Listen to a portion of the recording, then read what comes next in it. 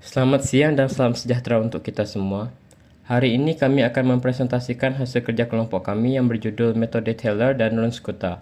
Kelompok kami terdiri dari saya sendiri, Charles Octavianus, dan rekan kelompok saya, Zukovsky Tangguh Dirgantara.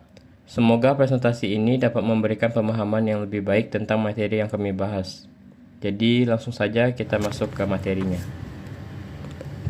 Penjelasan singkat Dirac-Taylor. Dirac-Taylor adalah metode untuk mendekati fungsi dengan ekspansi berdasarkan turunan fungsi tersebut di sekitar titik tertentu. Bisa dilihat rumusnya di bawah ini. FA ditambah turunan pertama FA dibagi 1 faktorial yang dikali X kurang A pangkat 1 ditambah turunan kedua FA dibagi 2 faktorial yang dikali X kurang A pangkat 2 ditambah turunan ketiga FA dibagi 3 faktorial yang dikali X kurang A pangkat 3 ditambah hingga seterusnya. Contoh soal Taylor. Perkirakan fx sama dengan min 2x pangkat 3 ditambah 12x pangkat 2 ditambah 20x ditambah 8,5. Pada titik xi sama dengan 0,5 menggunakan Dirac-Taylor hingga orde 2 berdasarkan nilai pada x0 sama dengan 0. Pembahasan soal Dirac-Taylor. Yang pertama-tama kita itu cari turunan fungsi terlebih dahulu. Fx sama dengan min 2x pangkat 3 ditambah 12x pangkat 2 ditambah 20x ditambah 8,5. Kemudian kita cari turunan pertama dari fx itu, sama dengan min 6x pangkat 2 ditambah 24x ditambah 20. Setelah itu kita cari lagi turunan kedua dari fx ini, yaitu sama dengan min 12x plus 24. Setelah kita cari turunan fungsinya, kita hitung nilai fungsi dan turunannya pada x0 sama dengan 0. Kita ganti semua x yang ada dengan angka 0.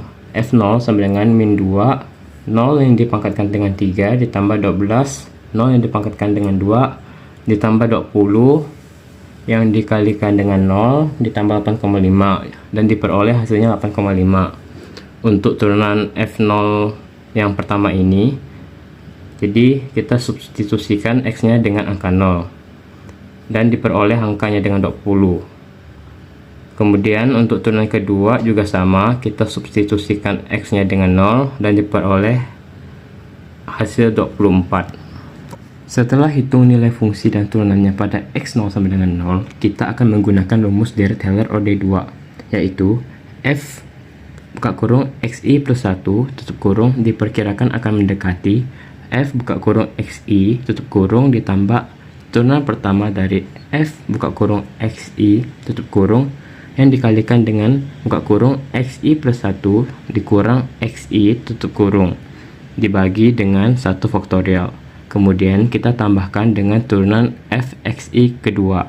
Setelah itu kita kalikan lagi dengan xi plus 1 yang dikurangin xi tutup kurung pangkat 2 yang dibagi 2 faktorial.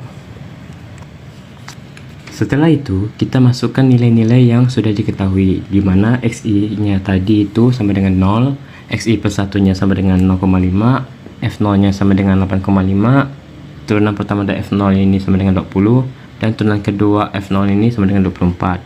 Kemudian kita masukkan rumusnya ke dalam rumus Dirac-Taylor orde 2 itu.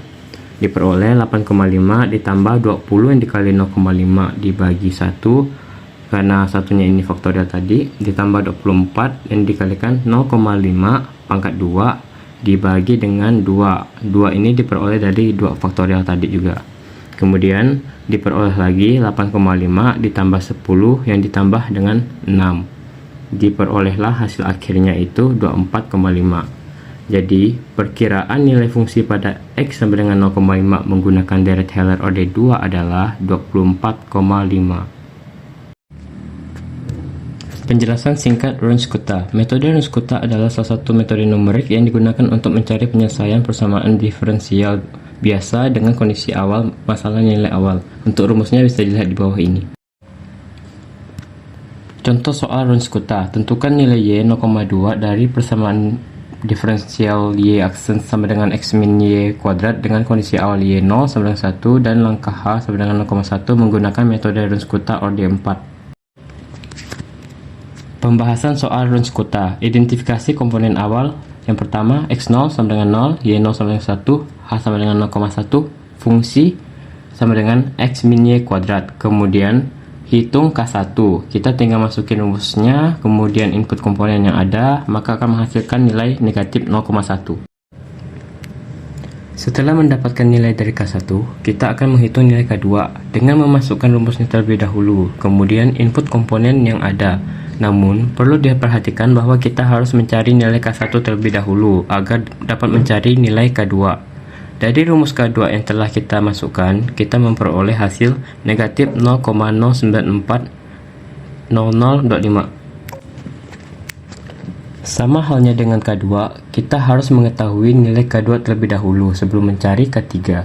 Untuk mencari K3, kita hanya perlu memasukkan rumusnya terlebih dahulu, kemudian kita menginput komponen yang diperlukan, contohnya X0, H, Y0, H, dan K2. Tidak hanya itu, begitu kita memasukkan komponen yang ada, kita akan mendapatkan hasil negatif 0,09406249. Dan pada tahap akhir, kita perlu memasukkan rumus dari K4. Namun, untuk rumusnya berbeda dengan yang sebelumnya. Setelah kita memasukkan rumus dan nilainya, maka kita akan mendapatkan hasil negatif 0,088137. Berikut adalah referensi yang kami gunakan dalam membahas materi ini. Sekian dari kelompok kami, terima kasih.